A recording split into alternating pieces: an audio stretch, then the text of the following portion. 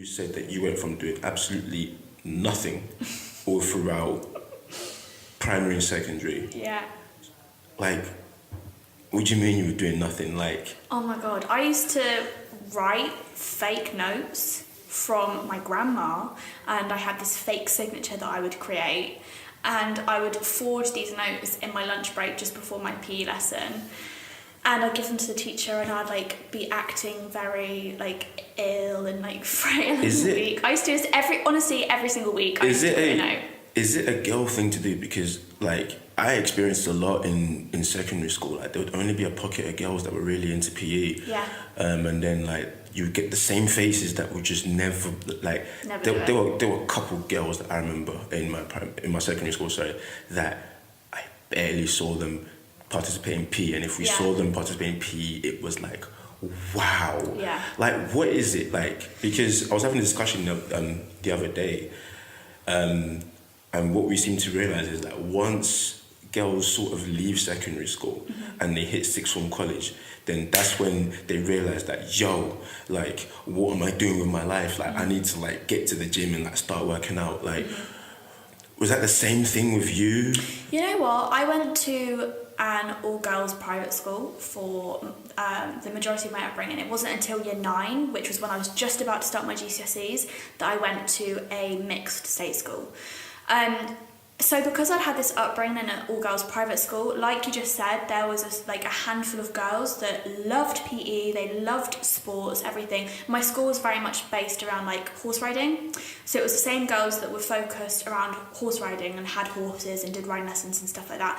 They were all very much into their physical fitness and PE and games lessons and stuff.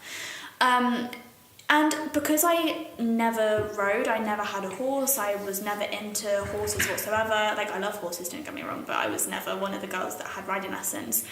I feel like I just never had that connection, first of all. And secondly, I remember a lot of the things they tried to get us to do in PE were very, like, I don't want to be sexist here, but they were male orientated. They were sports that like I'd only ever seen guys do. It was stuff like football, hockey, like quite brutal sports. And the thing is, because it was a private school, the teachers were honestly like very strict with you, and they made you do things, and the way they spoke to you wasn't very nice. Like when I look back, I realised they didn't speak to students in a very nice way at all. And I think it was just that negativity that I associated it with to begin with, as well as the fact that it was like a boy thing to do. That's why I never got into it when I was younger. And then I guess it just never caught on until I left school. And it was only when I met my boyfriend now, Connor, who was very much into the gym. He was the first ever person in my life that showed me going to the gym didn't have to be all about going on a treadmill for an hour. He showed me that it could be a fun weightlifting session where you could get in a fun circuit and like build up a sweat, but not too much of a sweat. You could feel really good, like the endorphins. He was the first person ever that introduced me to that side of things, and it was when I was introduced to that I realised I actually did love fitness, just not what I'd been shown my entire life. So you were shown kind of a completely different way. Not a positive light into physical education. Yeah. So you're saying that based on how the school treated you or treated the girls, or their sport provision, basically just wasn't up to scratch, so it kind of put you off. And it was only until you met Connor, who we'll get into later on, that you kind of saw the light and you were like, ooh.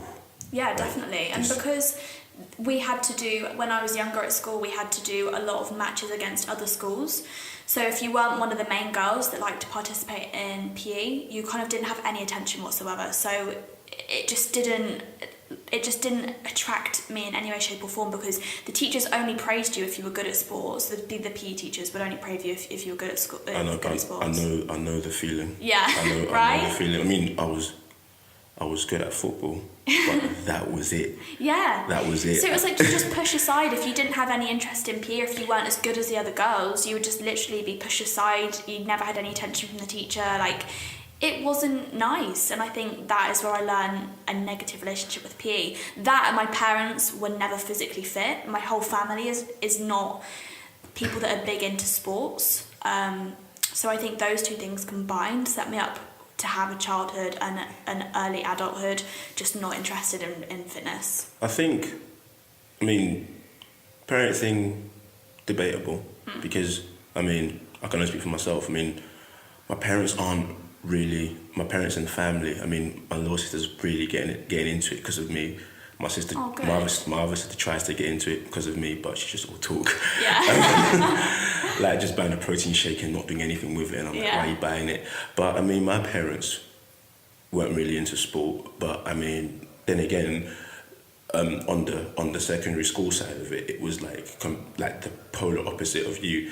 Maybe because of my abilities, that's probably Yeah. a reason. That's probably a reason why. Because you were mentioning how in your school they only concentrate on the elite. Yeah. That's Definitely. kind of how it was in my school as well, because my secondary school was also a sports college, so like we took sport very seriously. Yeah.